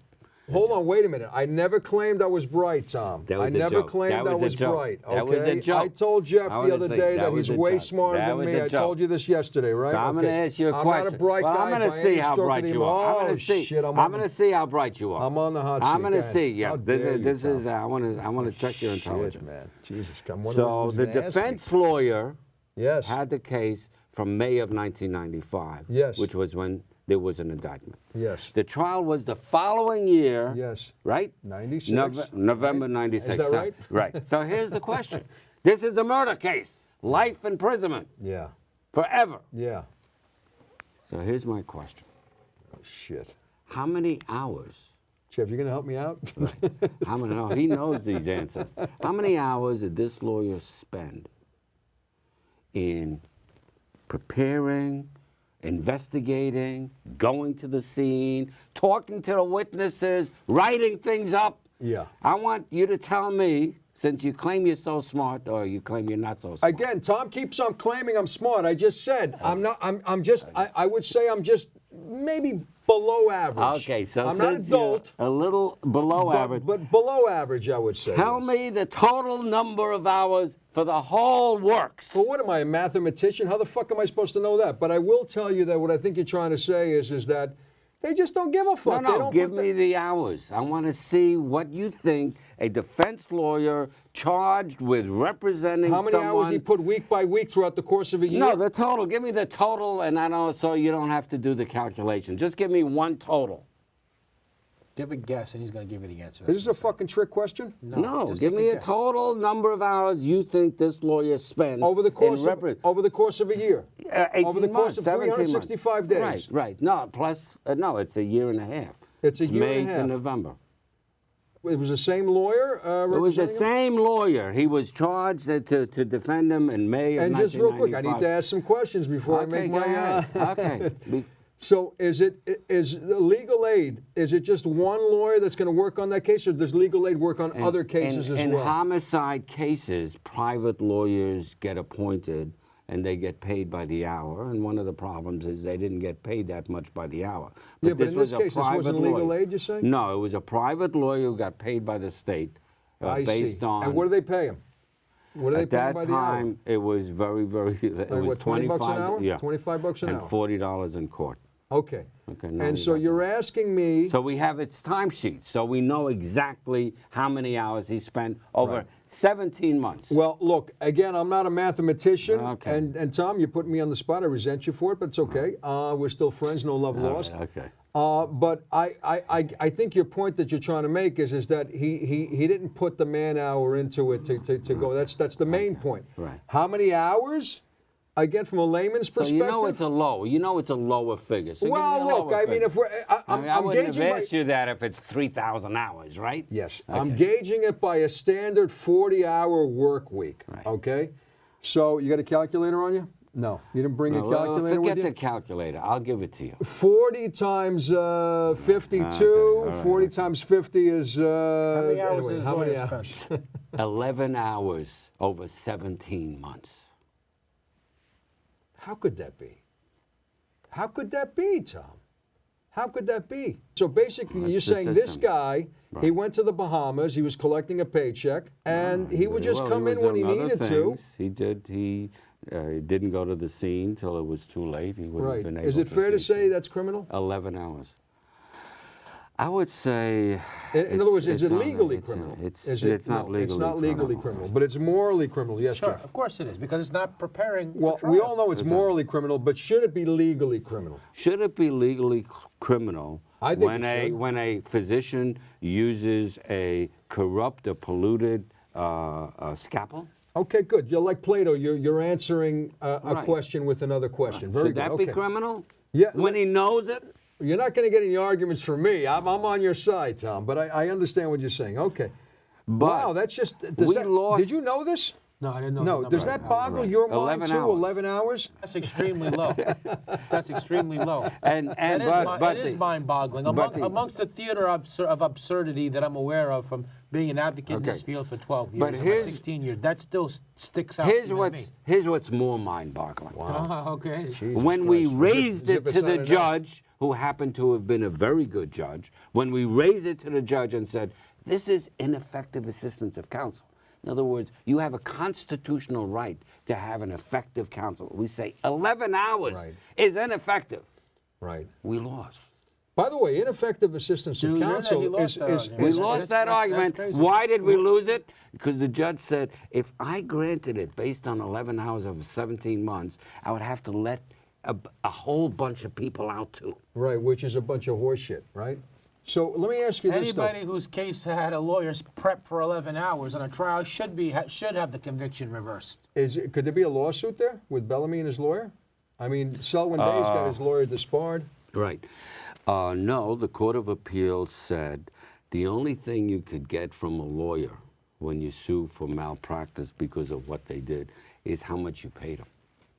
Wow, that's amazing. And he didn't pay him shit, so he can't get anything, right? But yeah, but see, I sued Legal Aid in my lawsuit, and they had to pay up, and I didn't pay them anything. So you know, they have a malpractice insurance, and the policy was paid. Wow, that's just fucking mind-boggling. 11 hours. I mean, it's just. Can he get disbarred? He can't get the spar. He can get the spar. He can't. I don't think that that's necessarily something that they pursued, right? I don't think Kareem pursued that. Right. No. But is it possible? Is disbarment possible? It should have been, yeah. Yeah. When you threw the letter in the garbage, what was the thought process and how long it took you? In other words, was it a day later? You just, I mean. I wrote back saying, I'm not your lawyer. I want you to know this. Oh, I'm you not wrote- going to be to Bellamy, but I will take a look at the tape, okay? Let me see what, I didn't know what the tape was. About a month later, the family comes in, and they got it looked like a velvet, mat, and on top of it was a tape. So I said, wait a minute. Don't give me any originals. I just want a copy. So once I saw the tape, I saw what you saw. Wow. And I knew something was wrong.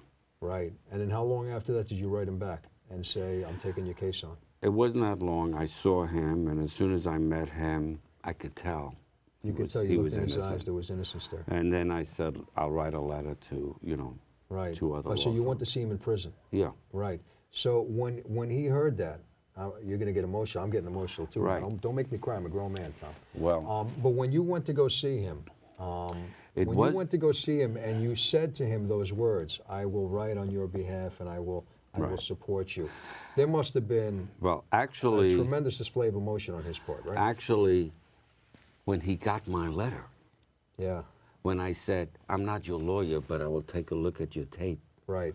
he said he did somersaults all day in that cell because this was the first time anybody answered him. Wow. That's He was touching. writing letters to everybody. That's touching. That's really Well, I touching. want to jump in at this point. Please, okay? please do, by all Because means. while Tom was experiencing all of this, in the free world, see, I knew Kareem Bellamy while I was in prison, though. Right. Wow, that's We interesting. were both in Shawangunk Correctional Facility at the same point in time. Right. And there was a person in Oh, common. that's, remember you telling me. And Yeah, you, so, and you so overheard. my workout partner was Kareem Bellamy's former cellmate.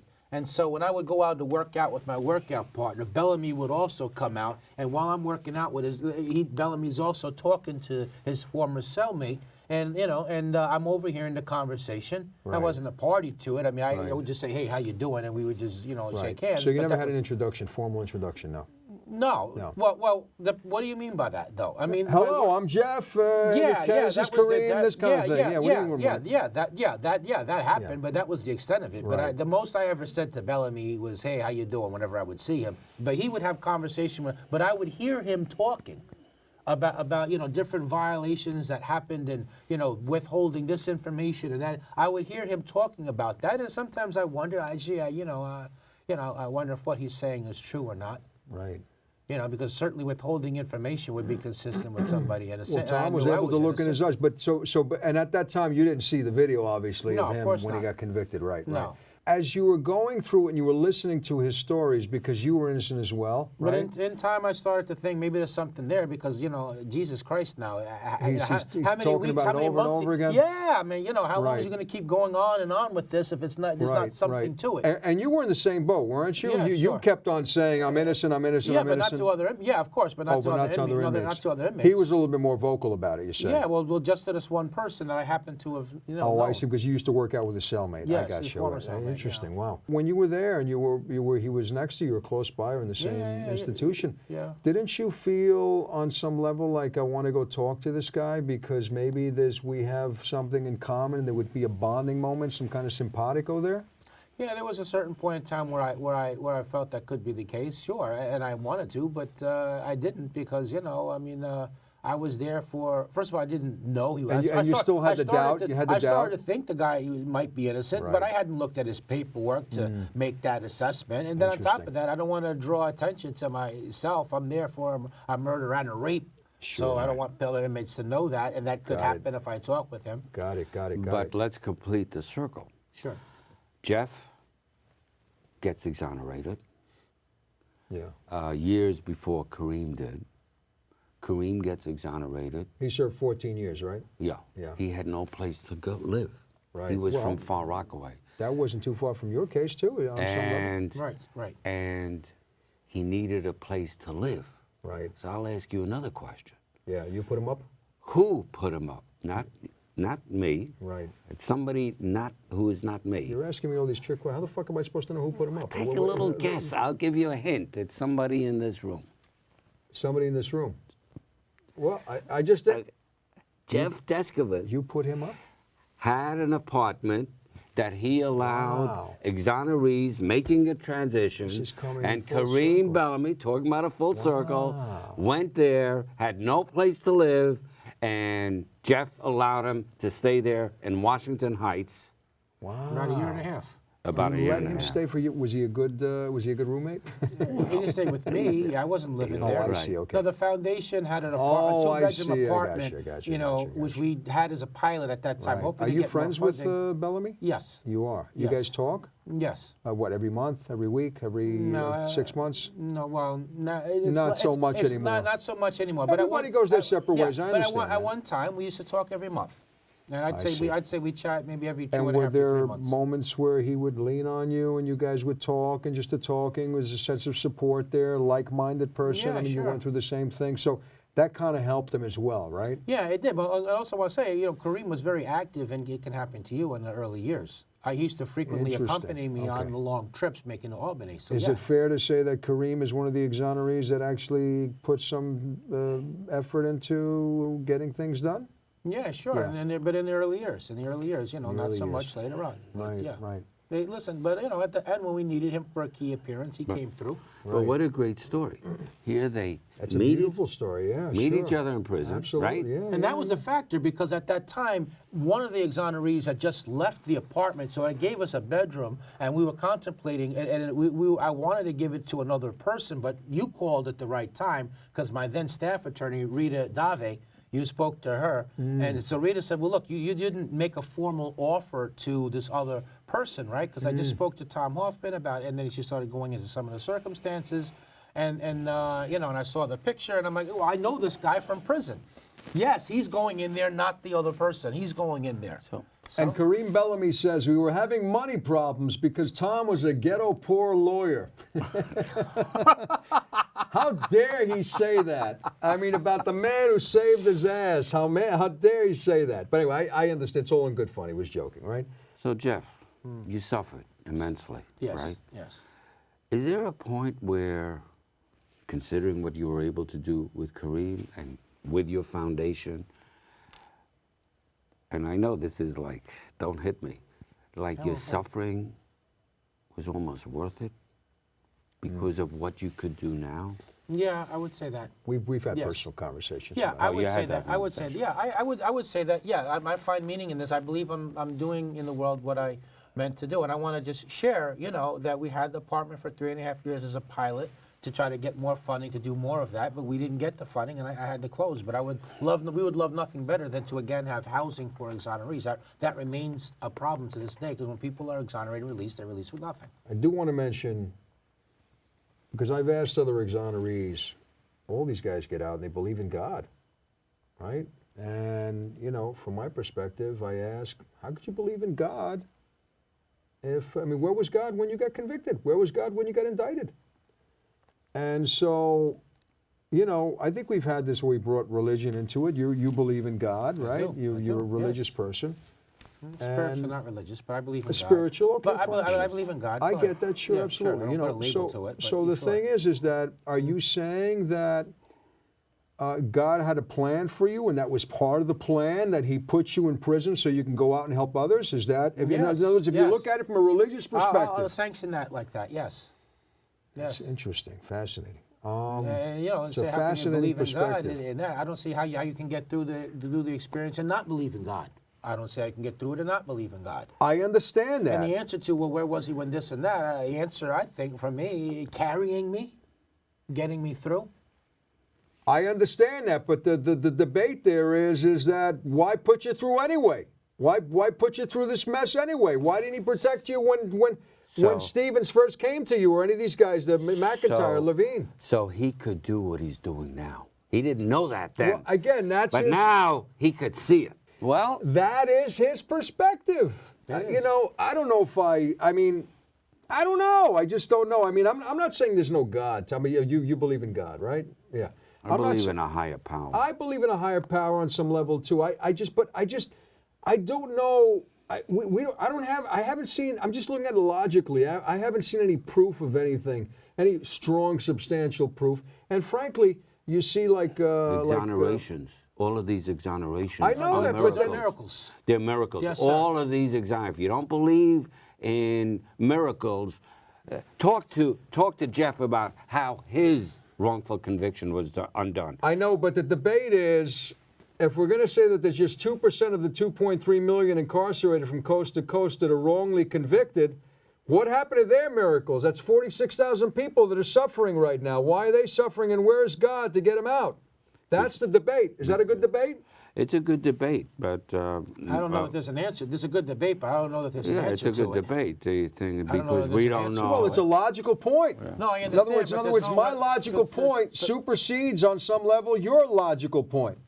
In a sense, but what I'm saying is that there's no answer to what you're saying. It's beyond my comprehension to know the answer. I agree. To That's the great one thing. questions Okay. that you're asking. I Is don't that think we all any agree of on us- that? think Yeah, any of it's us know the beyond our answer. comprehension. That's right. Okay, so let's move on. Okay, Soon McAtee was immersed in his first ever criminal case, knocking on doors in blighted Far Rockaway and heading up to Shawangunk. Shawangunk to meet his new client. Now, this guy is from a white-collar firm, Kravitz, Swain, and Moore. And we go to Far Rockaway. And those guys, the guys that in Skadden Arps, they don't do any of this grunt work, do they? So this That's guy why. really. Right. That's what I'm saying. I'm trying to shine a spotlight on the guy of how committed, how devoted he was, because they stay in their offices and big high-powered offices. So I take my hat off to this guy. What's his name again? McAtee. Darren McAtee, and we had a McAtee. whole team. We had probably. Well, that's what I'm getting to. It says here, Kravitz would end up pouring, you mentioned this before, $5 million in pro bono hours and costs into the case. And at its height, McAtee says it was the equivalent of a major case for any big corporate client with two Kravitz partners, Anthony Ryan. McAtee and his friend Anthony Ryan, as well as 6 associates and 2 private investigators working full-time. It's fair to say that they put more than 11 hours into this case, right? Okay. That was the best one of the day. Very Yeah, good. that was the line of the good. day right there. Okay. We had 20 But this hours. also, then. but just that amount of resources, financial. We mentioned the $500,000 out of pocket, $5 million. This was part of the brilliance of Tom, though. The idea of recruiting help to help him, not trying to do all of that on his own. Right. The first meeting he had, McAtee, I guess, with Bellamy, he described him as a shy, but a very warm individual with a sense of humor, possibly having to return. So can you imagine you have this weight on top of you that you might have to return for prison to prison life, right? To prison for life, right? So this is obviously. Why would he say that? In other words, this is after he got out? Well, this case got a little complicated.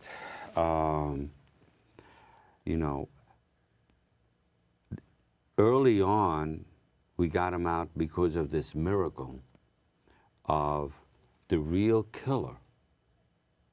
We know who the real killer is. Right, that's been found. Right. Yeah. Was confessed to this guy, Mike Green. Right. And Mike Green. Now, Green, I read about in the National Registry of Exoneration. I read his case. Oh, okay. Green was flip-flopping a little bit? Well, what happened is, so Green goes to one of our investigators who was Detective Ed Henson, who had worked at the 101, Right. and says, look, this guy. And by the way, Green also worked as a snitch for Right. lack of a better word, for this guy, the detective, right? So this same person who confessed to him 16 years later was the same person identified within a week of the murder, and the police never even questioned him. Right. Well, that was in the report. Yes. Questioned him. Absurd. Absurd. So, but what happened is we are dealing with a confidential informant, and then the confidential informant decides to then try to get some money from us, and he makes a phony tape up saying that it's this guy Levon, this real killer. Right. And by the It way, turns out it was phony, and then they put him back in. I'm backtracking, but it does say here that they logged well over 500 hours, culling nearly 30,000 pages of discovery, prepping for and attending depositions and hearings, working on various discovery motions, all while, and this is, I guess, the kid, you had a kid working for you? Yeah. What was the kid's name? Jonathan Hiles. Right, right. All while completing his second year, I guess, in Right. whatever his second year of law. Right. On that level, I guess I could, because I always think, you know, with all due respect, I always think lawyers they get paid way too much for, Right. you know. But when you look at the work that's involved and the man hours, right, and you got to pour over tons of. How would you describe putting a 440 together and going through a 440 process? You've done it. I mean, it's, well, this one case I'm handling since May, I put in 5 to 8 hours It's a just about backbreaking- every day. It's a backbreaking It's a endeavor. backbreaking, Endeavor. you know, there's Right. thousands, and it's really a lot of work. When you and pour over this stuff, does the mind at some point just get like, you just get a little fuzzy because there's just so many words, You it's know- just a sea of words. You know, like with Bellamy, when you look at the court TV tape, you know, nothing fit. The guy isn't identifying Right. number 2 and not Right. number 1, which is So that Bellamy. always drove you to Nothing. say. So eventually, the puzzle comes together, Right. and you figure it out. It does say here that you guys are like a tight-knit family, huh?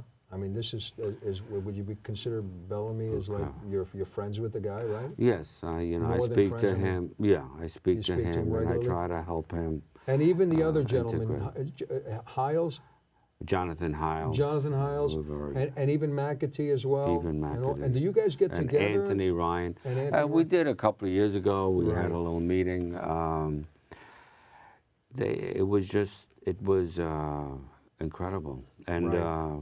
you know, we had Diane Messina, Greg Batchelor, and I should say, and I think I should say something on Bellamy. So here, as the prosecution case is unraveling, they start making offers, right? So listen, you got 25 to life, we're gonna make it 20 to life. No, he's not gonna take it. We're gonna make it 15 to life. Just say you did it, doesn't take it. You could leave now, just say you did something. He wouldn't take it. Well, it says here, And anger that's comes through when he discusses the state's attempts to use, quote unquote, use Kareem's fear of dying in prison to extort a face-saving plea for them, and pride when he discusses his refusal to not take the deal, right? Obviously. So this is what's called the Alpha plea. Right. And it's a judicial dance. Real quick, how many times did they come with, how many times did they throw an Alfred plea at him while he was in prison? Well, no, that was the last one. That was the last one they offered. No. They didn't throw many deals while he was in prison? No, oh, no, you're saying no, this no. is before. No, Oh, no, I see. right, no. This is just before. Oh, I thought- Before a decision is made by the judge, right? Right. So he doesn't know if he's going to win or lose the case. So they do this Alpha plea. What the Alpha plea is this. So this is before the conviction is overturned. Before the conviction is overturned. But while he's still in prison. While he's still in prison, they right. say, look, you can get out. All you have to do, and it's hard to explain the Alpha plea. Say you did it, but you didn't do it. No, I know, it's a Right. a contradiction. Right, right. I did it, but I didn't do Yeah, it. the I Alpha did it, plea but they says- It's like you're telling the it's judge, like, I I'm innocent, I but- didn't do it, but I recognize that there is a sufficient evidence on the other side that I could be convicted if I contested this, and I want to avoid the I exposure think if to the we greater want to punishment. simplify, we say, I'm innocent, but put down that I'm guilty. Right. That's Something really what like the that, Alfred right. plea is. Yes. I take my hat off to you, Kareem. I mean, it takes a tremendous amount of integrity to do, and strength Yes. to do that, because and believe in a system that put him in prison for something he didn't do. and Right, we have right. and since we're basically talking about this, we have a major problem with plea deals, not just in the state but in the country, right? Correct. Court cases now, they basically run on plea deals because they they do. want to do assembly line court cases and keep things moving, and it's like, all right, look, you know, you get, which is really not I guess a plea deal goes against the grain of innocent until Well, wait a proven minute. guilty. No, but Yeah, of course. In other words, we let's- have to give him. We have to find out first if he's guilty. Tom, a plea deal automatically. Let's talk about coercion. If someone said, look, we're charging you with robbery. Right. But I didn't do it. I didn't do it. Wait a minute. Don't talk so fast. If you get convicted, It's true. you go into prison for 20 years. Right. Say you did it, and we'll give you a misdemeanor and you can walk. Right. But I didn't do it. Wait a minute. Be careful now. Right. Are you sure this is what you want to do? Yeah. 20 years away from your family. And a lot of people plead guilty to something they did not Right. do. Fear-based. Right. There was a quote Fear-based. from it was Judge Rakoff that estimated that the percentage of people pleading guilty was 10%. Right. I don't want to skewer his name. Is it Rakoff or Rakoff? Rakoff, I don't know. With all due respect. Right. And the other thing is, then they find out that this person who pled guilty was innocent because DNA comes through, right? Right. What do they do about that? Do they investigate? Do they have a commission? How did this happen? How did someone who was innocent plead guilty? Right. Right. Nothing is done. You go on to the next case. And the other thing is this: if somebody like Bellamy in this case says, "No, I'm going to go and I'm going to take my lump sum and we're going to do a case because I'm innocent," right? Does that sort of build up some animosity for Absolutely. the prosecutors? Do They're they not- still got to go through this whole and the case judges, now to- and the judges. And the the judges judges as well. are not happy. Wow. You're screwing up the calendar. Wow. The judges are not happy with Oh, that. God forbid They're we going, screw up the "Don't be-" calendar. They'll say, Tom, don't be an idiot. You could go Jeff, to you went through your whole case. You realize you screwed up the calendar? Right. That never dawned. That never dawned on me. No, never dawned on you as a 17-year-old? No. Wow, that's just, it's mind-boggling, though, because it just goes against the grain of innocent until proven guilty. Just that basic I agree. premise. Because unfortunately, the judicial system, the product should be justice. It's basically now disposition, getting rid of the cases. Right, Moving the calendar. Let's move this calendar along. How do we work against that? Do we need more money to get more judges, more prosecutors, more? I mean, how do we? I know we're backlogged. There's a tremendous amount of cases coming through. How do we? More people, right? We need more people. Well, I would say you also need judges who understand that dispositions are not what they should be doing. They should be doing what's right. Right, but we need more people, though, because Well, there's going to still be a backlog. In other words, so people have to languish at Rikers because they have to wait for their case, longer to come in, We discussed Green, and he came back, and he basically did the right thing, right? He He did the right flip-flopped a couple thing. He times. flip-flopped, right. Bellamy came out 14 years later. They tried and to send him back, by the way. they tried to send him back. Yeah, Now, the and you were prosecution part of that. You appealed the fought, reversal right? and And tried how to many get him to times say- did they try? Because at some point there were like 1 or 2 attempts, and they gave up, right? Yeah, well, You got him almost 3. You got him a $2.75 million settlement. Why does some people get 10, some people get 3? Like what is it determined by? well, Fascinating Well, because just in terms of the figure, and I'll let Tom speak, but just to be clear, nobody's getting $10 million from the Court of Claims. Okay, there's the money from the federal. saying there's 1983 various lawsuit. different. right. Right, but I'm saying the highest someone ever got from the New York Court of Claims is 4.75. Right. Okay, but the real money is in the 1983 civil rights violation. Right. Okay. Okay. This- But we and can talk about the variance of money, but just within the 1983 federal lawsuit. Sure. And they turned you down federally, and it's still in. It's still in. Motion there? we're waiting for a decision on the appeal. Right. Is that going to come soon? I expect it'll come But for this context, month or though, I next mean, month. the case was dismissed on summary judgment, right? What is summary judgment? Then the Layman's terms. layman's the city told the judge, look, stop the lawsuit, just throw this out. There's no merit to this. He can't possibly win because of reasons X, Y, Z. Sure, And the sure. judge sided with the city, tossed out the federal lawsuit, but that decision's been appealed now, and they're waiting for a decision. A judge.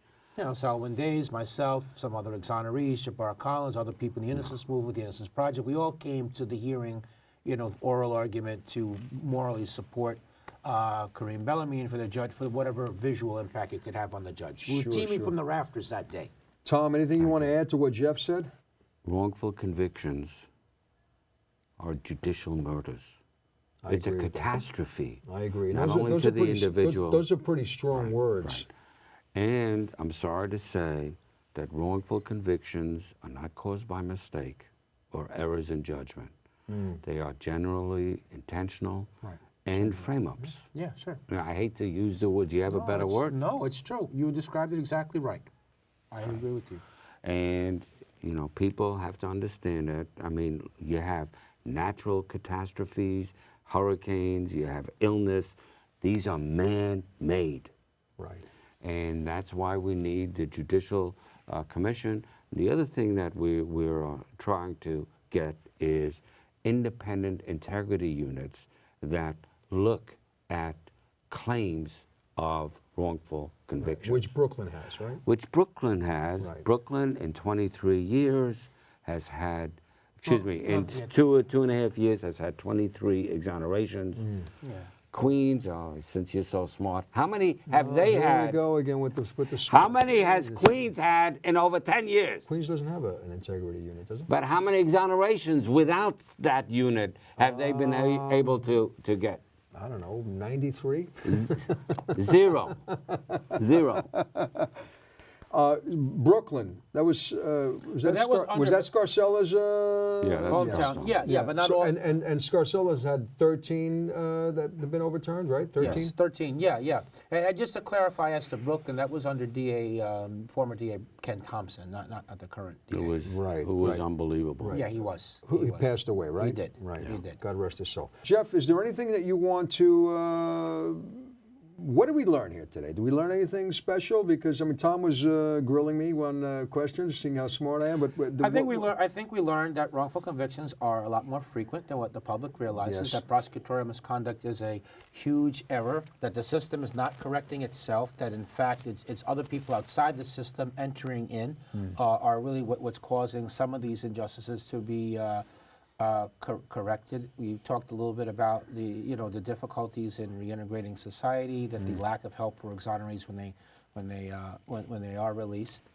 I think those are the main takeaways. And and one other minor point, but it's major. We spent a small time, but we did mention it. When the wrong person's sent away, you send away the family, but it is in a larger sense. Family suffers. It is, but in a larger sense, it's also a public safety issue. So the actual perpetrators are left free to strike again, and often the actual perpetrators, the authorities don't pursue them. Right. Especially in the non-DNA cases, they don't pursue and bring a case, even though there was one to be made. Tom? I want to thank you first. No, for don't giving thank us, me. For giving us this forum.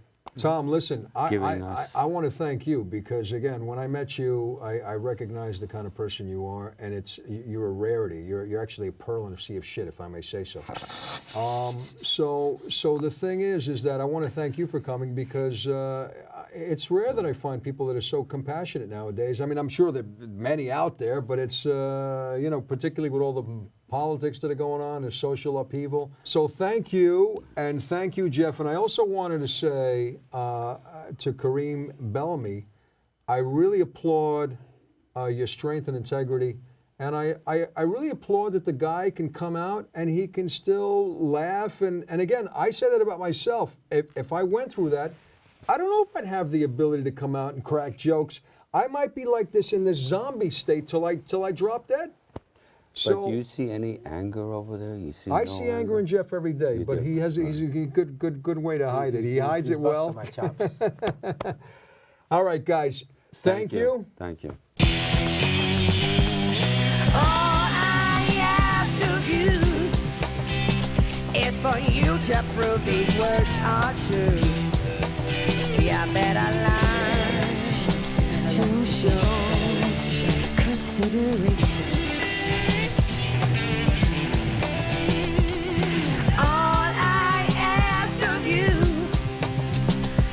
To listen to my point of view, you better learn to show consideration. You should have learned to show consideration.